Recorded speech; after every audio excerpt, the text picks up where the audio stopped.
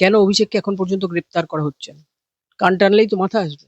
আগে পিছে না ভেবে পট করে আমার গালে একটা থাপ্পড়। আপনার গালে চড় মারলেন? কে উপাসনা? কে উপাসনা? ওই যে পুচকে বাচ্চা মেয়েটা টিভিতে আসে। হ্যাঁ, তুমি এই প্রশ্নটা করবে জানলে আমি উত্তরই দিতাম। মমতাদির অনেকদিন পরে মনে হলো জাস্টিস ফর বাড়ি। তিনি কোথায় ছিলেন যখন অভয়াই বলো বা তিলোত্তমায় বলো রেপ প্লাস মার্ডার হয়েছিল? না, মহিলাদের মারধর করা হতেই পারে, তখন মমতা বন্দ্যোপাধ্যায়ের এই জ্ঞানচক্ষুটা কোথায় ছিল? যখন সোনালী গুহকে মারা হয়েছিল সিঙ্গুরে, কোথায় ছিল মমতা বন্দ্যোপাধ্যায়? সোনালী গুহ কি সেদিন পুরুষ হয়ে গেছিল?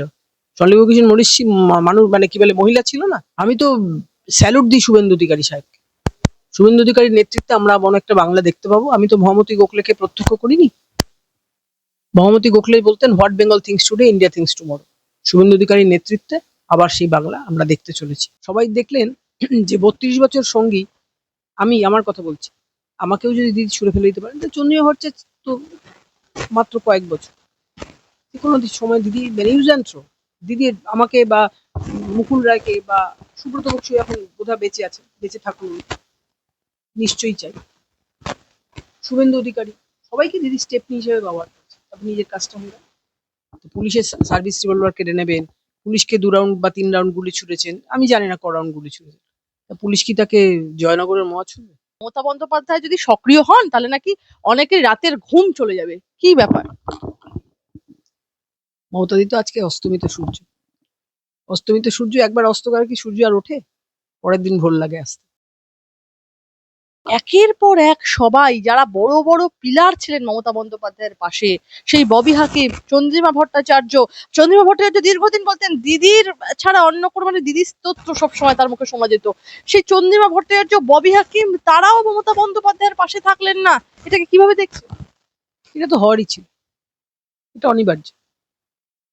সবাই তো মানুষ। সবাই দেখলেন যে ৩২ বছর সঙ্গী আমি, আমার কথা বলছি, আমাকেও যদি দিদি ছুঁড়ে ফেলে দিতে পারেন, তো চন্দ্রিমা ভট্টাচার্য তো মাত্র কয়েক বছর, যে কোনো সময় দিদি ইউজ অ্যান্ড থ্রো। দিদি আমাকে বা মুকুল রায়কে বা সুব্রত বক্সী এখন বোধহয় বেঁচে আছে, বেঁচে থাকুন নিশ্চয়ই চাই। শুভেন্দু অধিকারী সবাইকে দিদি স্টেপনি হিসেবে ব্যবহার করছে। আপনি নিজের কাজটা হয়ে আমি একটা প্রশ্ন করব আপনার কাছে। ইদানিংকালে একটি মানে একটি দ্বৈরথ বা একটি যুক্তিতক্ক সবসময় দেখা যাচ্ছে, সেটা হচ্ছে কে আসল তৃণমূল, কে নকল তৃণমূল। নথি পেশ করবে দুপক্ষই, কে আসল কে নকল তৃণমূল, প্রতীক থেকে তহবিল, একদম দলের সিম্বল থেকে তহবিল, যে দলের সিম্বল নিয়ে ঝামেলা হচ্ছিল অনেক, যে কে কারা পাবেন ওই ঘাসফুল চিহ্নের সিম্বল, কাদের হতে চলেছে। মহুয়া মৈত্র বলছিলেন একটা সময় যে মমতা বন্দ্যোপাধ্যায়ের ঘাসফুল সিম্বল দরকার নেই, তিনি নিজেই একাই ১০০ প্রয়োজনে। মমতা বন্দ্যোপাধ্যায় তো কারো থেকে ইনহেরিট করেনি, দলটা নিজে তৈরি করেছেন, এটা মহুয়া বলছিলেন। তো সেক্ষেত্রে নতুন সিম্বল এঁকে নেবেন, কিন্তু এইবার কোন মহুয়া যে ফটর ফটর ইংরেজি বলে? মহুয়ার শিক্ষাকে আমি সম্মান জানাই, কিন্তু আমি ওই শিক্ষাও শিক্ষিত নই যে প্রয়োজন নেই সেখানে ইংরেজি বলে বসে। মহুয়া জানেনই না কে ৪ বারের এমএলএ আর কে ৫ বারের এমএলএ। মহুয়ার সে জ্ঞানই নেই। তিনি অনেক শিক্ষিত, বাস্তব জ্ঞানটা তো রাখতে হবে। এবারে কিন্তু আদালতের নির্দেশে নথি পেশ করবে দুই পক্ষই, কে আসল কে নকল তৃণমূল, প্রতীক থেকে তহবিল পাবে কোন পক্ষ বলে আপনার ধারণা? যেটা আদালত বলবে। আমি তো আইনের লোক নই। আমি বেআইনি মানুষ। আমার ভাই যত বেআইনি কাজকর্ম, আমি একটা কাজই করতে পারি না, চুরি করতে পারি। সেজন্যই বোধহয় মমতাদি আমাকে টিকিট দেয়। আমি একটা কথা বলবো যে এই এতদিনের এই দ্বৈরথ, এই সমস্ত বিষয়, আপনি তো খবর একদম যাকে বলা চলে সকাল থেকে রাত অব্দি খবর অবজার্ভ করেন, আমরা জানি সেটা। তো সেই জায়গা থেকে আপনার পর্যবেক্ষণ কি বলছে, কে আসল তৃণমূল, কে নকল তৃণমূল, তহবিলটা বা কে পাবে দলের? দুটোই জালি, দুটোই জালি। যে ঋতব্রত তৃণমূল, সে মমতাদিকে একদিন ফিজিক্যালি ব্যালেন্স করেছিল, মানে চর থাপ্পড় মেরেছিল মমতাদিকে, তখন Mamatadi was the chief minister of Bengal. আর মমতাদি এসে বেলভিউতে ভর্তি হয়ে গেছিল। তখন ২০১৩ সালে কে যে রাজ্যপাল ছিলেন আমার মনে নেই। আমি গেছিলাম বেলভিউ ক্লিনিকে মমতাদিকে দেখতে। তখন আমি এমএলএ। বেলভিউয়ের ক্লিনিকের যে সিও আছেন ট্যান্ডন সাহেব, উনি আমাকে দেখে খুব হাসছে। তখন আমি বললাম, সাহেব ওপরে চিফ মিনিস্টার অসুস্থ, কেমন আছেন? বলে ম্যাডাম চিফ মিনিস্টার স্টেবল। বিশ্ব মজুমদারকে তোমরা নিশ্চয়ই চেনো। বিশ্বদা আমাকে বললেন যে সোনালি, রাজ্যপাল এই বেলভিউ লিভ করে গেলেন। রাজ্যপাল কোথায় গেলেন জানো? বললাম না বিশ্বদা, আমি জানি না। বললেন প্রেসিডেন্সি কলেজ ভাঙচুর হয়েছে। প্রেসিডেন্সি তো একটা বিরাট গরিমাময় কলেজ এখন ইউনিভার্সিটি হয়ে গেছে। প্রেসিডেন্সি কলেজ ভাঙচুর হয়েছে, প্রেসিডেন্সি উনি পরিদর্শন করতেন, এরকম আচ্ছা। আমি তখন সঙ্গে সঙ্গে আমার হাজব্যান্ডকে ফোন করলাম, ওই ওয়ার্ডের কাউন্সিলর ছিল। তখন আমি বললাম, জানো প্রেসিডেন্সি ভাঙচুর হয়েছে? বলে জানো। দিদি কেমন আছে? ওর একই কথা, দিদি কেমন আছে? দিদি stable, don't worry about it. আমি একটা বিষয় বলবো যে বারুইপুরের যে এনকাউন্টার হলো, অনেক আলোচনা হচ্ছে, অনেক কলরব উঠছে, এই বারুইপুরের এনকাউন্টার কি সমর্থন করেন? দেখো, যে দোষ করেছে তাকে তো সাজা পেতেই হবে। আমি দেখলাম খবরে যে তিনি নাকি পুলিশের সার্ভিস রিভলভারটা কেড়ে নিতে গেছিলেন। তো পুলিশের সার্ভিস রিভলভার কেড়ে নেবেন, পুলিশকে 2 রাউন্ড বা 3 রাউন্ড গুলি ছুড়েছেন, আমি জানি না ক রাউন্ড গুলি ছুড়েছেন। তা পুলিশ কি তাকে জয়নগরের মহা ছুড়বে? পুলিশ তো তাকে এনকাউন্টার করবেই। হ্যাঁ, নিশ্চয়ই। একটা ছোট্ট বাচ্চা মেয়ে, সে কি অপরাধ করেছিল জানি না। সে তো বন্ধুর জন্মদিনে যাবে বলে গিফট কিনতে গেছিল, তাকে এরকম, এটা পশু, মানে পশুকেও বোধহয় এভাবে। আমি বলবো যে মমতা বন্দ্যোপাধ্যায়ের বক্তব্য, কোট আনকোট আমি বলছি, মমতা বন্দ্যোপাধ্যায় বলছেন যে এমনিতে আমাদের কোথাও যেতে দেওয়া হচ্ছে না, হাউস অ্যারেস্টের মতো করে রেখেছে, আমাদের উপর নজর রাখছে। আর যেখানে মেয়েরা ধর্ষিতা হচ্ছে সেখানে পুলিশ পাওয়া যাচ্ছে না। সকাল 6টা থেকে ডিজে বাজিয়েছে, পুরো এলাকায় তাণ্ডব করেছে, আমার বাড়ি থেকে বালিগঞ্জ ফাঁড়ি পর্যন্ত গুন্ডাদের নিয়ে এসেছে, মেয়েদের গায়ে হাত দিয়েছে। এত জঘন্যতম ঘটনা ঘটছে, এই পরিবর্তন কি বাংলার মানুষ চেয়েছিল? মমতা বন্দ্যোপাধ্যায় প্রশ্ন তুলে দিচ্ছেন। দিদি, যদি আপনি ঠিক মতো এই বাংলাটাকে চালাতেন, তাহলে এই পরিবর্তনটা আসতো না। কিন্তু আপনি ঠিক মতো বাংলাটাকে চালাননি বলে এই পরিবর্তনটা এসেছে। এবং বলছেন বাংলার, তিনি রীতিমতো প্রশ্ন তুলে দিচ্ছেন যে এখন যে বাংলার মানুষের যে ভার্ডিক্টে আজকে বিজেপি সরকার গঠন করেছে, শাসন ক্ষমতায় তারা রয়েছে, তিনি তো সেটাতে প্রশ্ন তুলে দিচ্ছেন। সোনালিদি বলছেন যে বাংলার মানুষকে আদৌ এই পরিবর্তন চেয়েছিলেন? এটা মমতা বন্দ্যোপাধ্যায়। হ্যাঁ, এই পরিবর্তনই চেয়েছিলেন, এই পরিবর্তনই চেয়েছিলেন। দিদি যদি শক্ত হাতে বাংলাটাকে চালাতে পারতেন, তাহলে এই পরিবর্তনটা আসতো। আমি বলবো দিদি, মমতা বন্দ্যোপাধ্যায় বলছেন যে উত্তরপ্রদেশের থেকেও বেশি বাড়াবাড়ি হয়ে যাচ্ছে, দেশের মানুষ ভাবতেই পারবে না কি হচ্ছে এখানে, প্রত্যেককে আক্রমণ করা হচ্ছে। ওরা কিভাবে হাইকোর্টের নির্দেশ অমান্য করলো, আমরা ধিক্কার জানাই। বিজেপি ও তাদের দলদাসরা অত্যাচার করছে। অভিষেকই তো একসময় বলেছিল যে এনকাউন্টার করে মেরে দেওয়া হোক। ডিজেটাও তো অভিষেক বলেছিল যে আমি আমি কত তারিখে, 4 তারিখে রেজাল্ট আউট হয়েছিল, 4 তারিখে দুপুর 12টা থেকে ডিজে বাজবে। তো আজকে যে মমতা বন্দ্যোপাধ্যায় বলছেন যে উত্তরপ্রদেশের থেকেও বেশি বাড়াবাড়ি চলছে পশ্চিমবাংলায়, এবং বলছেন ধিক্কার জানাই, বিজেপি তাদের দলদাসরা অত্যাচার করছে। দিদি, আপনি আচরি ধর্ম পরের শিখাও। তুমি ঠিক মতো সরকারটা চালাতে পারলে এই দিনটা আজকে আমরা দেখতে চাইতাম না, মানে দেখতে চাই না, মানে পেতাম না। তুমি সরকারটা ঠিক মতো চালাওনি বলেই তো এই দিনটা এসছে। মমতা বন্দ্যোপাধ্যায় যদি সক্রিয় হন তাহলে নাকি অনেকের রাতের ঘুম চলে যাবে, কি ব্যাপার? মমতাদি তো আজকে অস্তমিত সূর্য, অস্তমিত সূর্য একবার অস্ত গেলে কি সূর্য আর ওঠে? পরের দিন ভোর লাগে আসতে। আমি বলবো সে ভোটটা কি আর আসবে না বলছেন? না, সেই ভোটটার কোনোদিনও আসবে না। তবে মমতা বন্দ্যোপাধ্যায় কিন্তু একটা ফ্যাক্টর, মমতা বন্দ্যোপাধ্যায় একটা ফ্যাক্টর। আমি বিজেপি করতে পারি, মমতা বন্দ্যোপাধ্যায় কিন্তু একটা ফ্যাক্টর। আমি বলবো যে পুলিশের পর এবার রাজ্যের শাসক দল তৃণমূল কংগ্রেসের ব্যাংক অ্যাকাউন্টের ওপর বড় থাবা কেন্দ্রীয় তদন্তকারী সংস্থা এনফোর্সমেন্ট ডিরেক্টরের। পূর্বতন যে শাসক দল ছিল তৃণমূল কংগ্রেস, তাদের যে মানে ব্যাংক অ্যাকাউন্টের ওপর বড় থাবা কেন্দ্রীয় তদন্তকারী সংস্থা এনফোর্সমেন্ট ডিরেক্টরের আর্থিক তছরূপ প্রতিরোধ আইন অর্থাৎ পিএমএল এর 2002 এর আওতায় কলকাতার জোনাল অফিসের আধিকারিকরা কলকাতা এবং সংলগ্ন এলাকায় মোট 5টি জায়গায় ম্যারাথন তল্লাশি অভিযান চালিয়েছেন, এবং এই অভিযানের পরই এইচডিএফসি ব্যাংকে থাকা তৃণমূল কংগ্রেসের 3টি অ্যাকাউন্টের মোট 440.42 কোটি টাকা ফ্রিজ বা লেনদেন বন্ধ করে দেওয়া হয়েছে। তদন্তকারী সংস্থা সূত্রে ইতিমধ্যে জানা গেছে যে তৃণমূল কংগ্রেসের মোট যে 12টি ব্যাংক অ্যাকাউন্ট রয়েছে তার মধ্যে 7টি অ্যাকাউন্ট পুরোপুরি সচল বা অপারেশনাল ছিল। এর মধ্যে 2 থেকে 3টে অ্যাকাউন্টের মাধ্যমে একটি বেসরকারি বিমান সংস্থার সাথে বিপুল অঙ্কের টাকা লেনদেনের প্রমাণ মিলেছে। এই অ্যাকাউন্টগুলোই মূলত ফ্রিজ করেছে ইডি। বিরাট বিপদে পড়ে গেলেন কি মমতা বন্দ্যোপাধ্যায়, অভিষেক বন্দ্যোপাধ্যায়? মমতাদি তো বিপদে রয়েছেন, মমতাদি তো বিপদে রয়েছেন যেদিন থেকে ক্ষমতা হারালেন, সেদিন থেকে তো মমতাদি মানে কিং কর্তব্য বিমূঢ়। যে শুভেন্দুকে হাতে করে তৈরি করলাম, সেই শুভেন্দুই হয়ে গেল আমার পথের সব থেকে বড় কাটা। এছাড়া আর কোন ব্যাংক অ্যাকাউন্ট আছে বলে মনে হয় আপনার? মাত্র 440 কোটি টাকা আছে ওনার কাছে, না এর থেকেও বেশি লোকানো আছে? আপনি কি মনে করছেন? দলটা তো একটা সময় ঘেন্না থেকে ছেড়ে দিয়েছিলেন, কি মনে করছে আরো বেশি টাকা থাকতে পারে? দেখুন, আমি বলতে পারবো না। আর এটা এর থেকে বেশি টাকা থাকতে পারে। তৃণমূলের কথা যা মানে বলছেন, তৃণমূলের কাছে থাকতে পারে। 440 কোটিরও বেশি টাকা থাকতো। হ্যাঁ, নিশ্চয়ই। কেন অভিষেককে এখন পর্যন্ত গ্রেপ্তার করা হচ্ছে না? কেন অভিষেককে এখন পর্যন্ত গ্রেপ্তার করা হচ্ছে না? কান টানলেই তো মাথা আসবে। এই প্রশ্ন আপনি তুলছেন জোরদার। নিশ্চয়ই, নিশ্চয়ই। আচ্ছা, অভিষেক বন্দ্যোপাধ্যায় যে বারংবার বলছেন যে তিনি চোখের ট্রিটমেন্ট করাতে বাইরে যাবেন, তিনি চোখের ট্রিটমেন্ট করাতে বাইরে যেতে চান, গলার কণ্ঠস্বরের নমুনা দেওয়ার কথা হলো, সেখানেও মানে আহ, এড়িয়ে যাচ্ছেন বারংবার করে। কেন বারবার বিদেশে চলে যেতে চাইছেন? পালাবেন নাকি? দেখো, পাপ বাপ কেউ ছাড়ে না। অভিষেক নিশ্চয়ই পাপ করেছে, কিন্তু ওর চোখের সমস্যা কিন্তু আছে। কিন্তু তার জন্য বিদেশে মানে আপনাদেরও তো যত ট্রিটমেন্ট, কখনো কি বিদেশে যেতে হয়েছে দিদি? আমি তো বিদেশ দেখিনি। আমি মানে হ্যাঁ, বাংলাদেশ গেছি।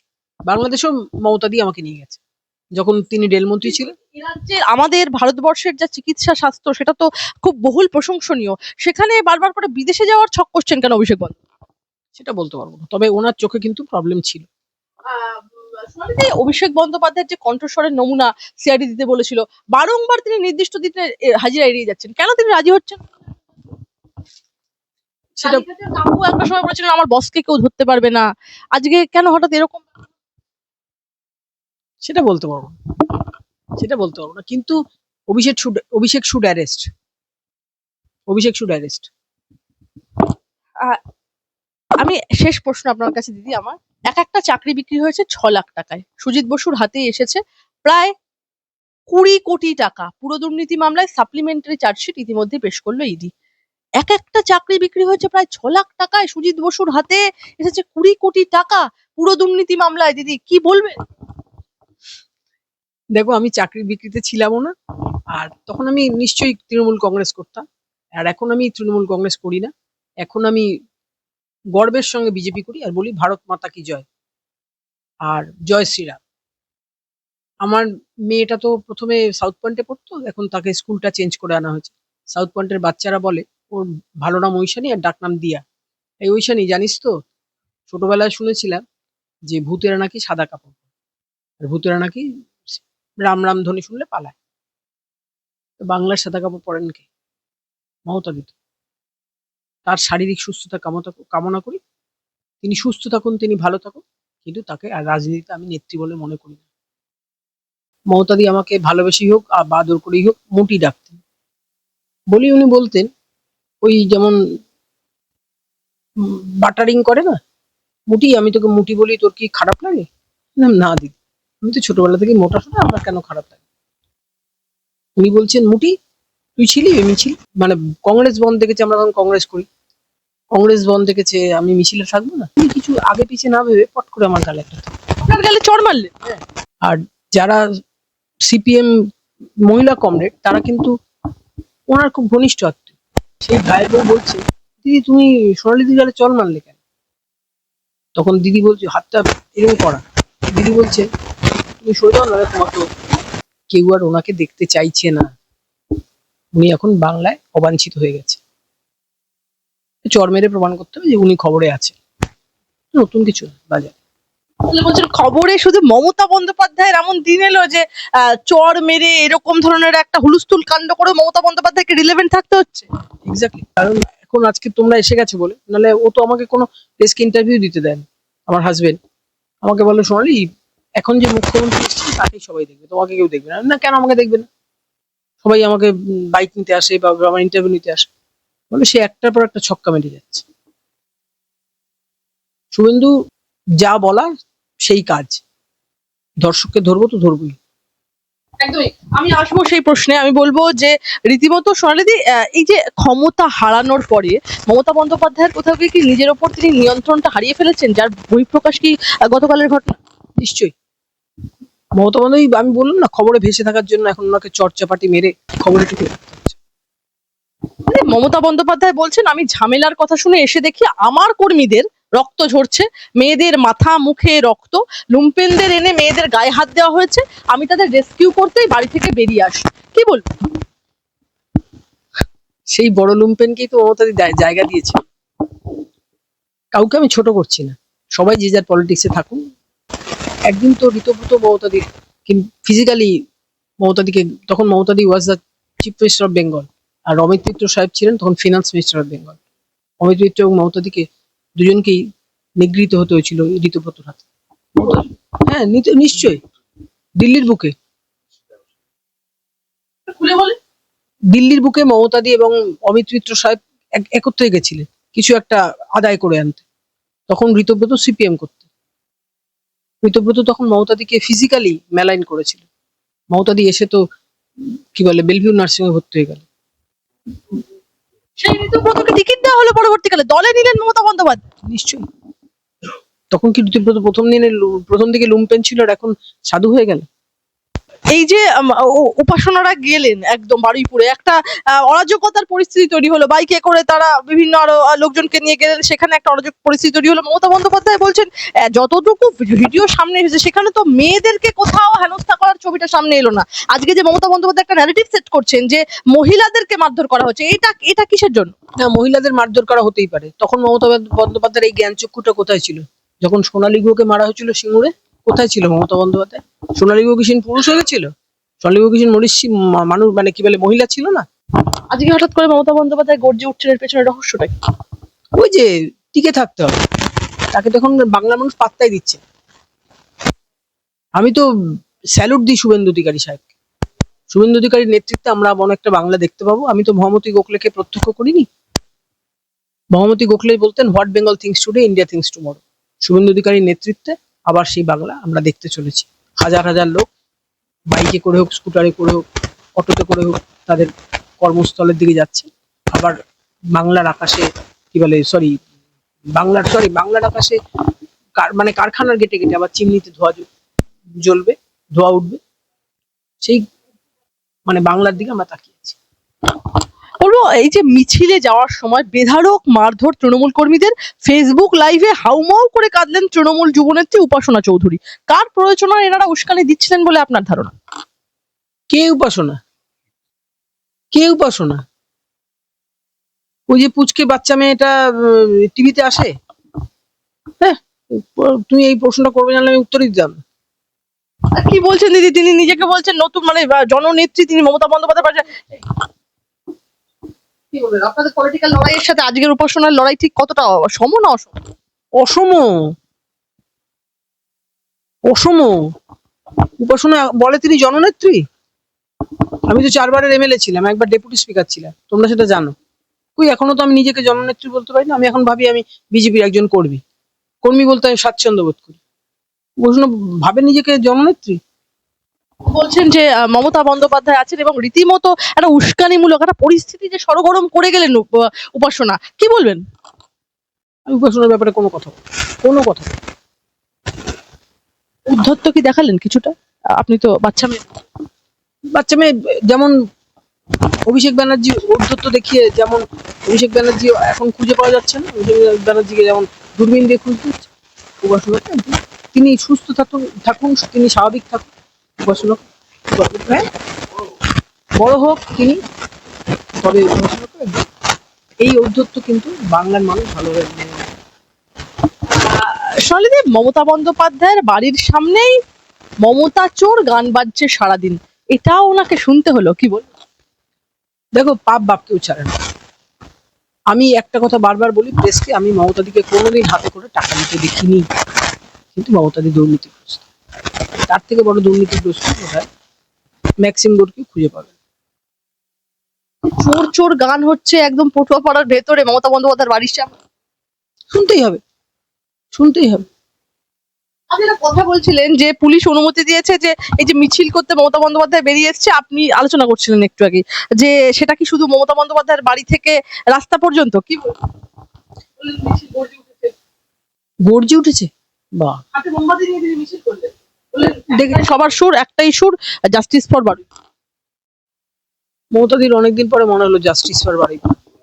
তিনি কোথায় ছিলেন যখন অভয়াই বলো বা তিলোত্তমাই বলো রেপ প্লাস মার্ডার হয়েছিল?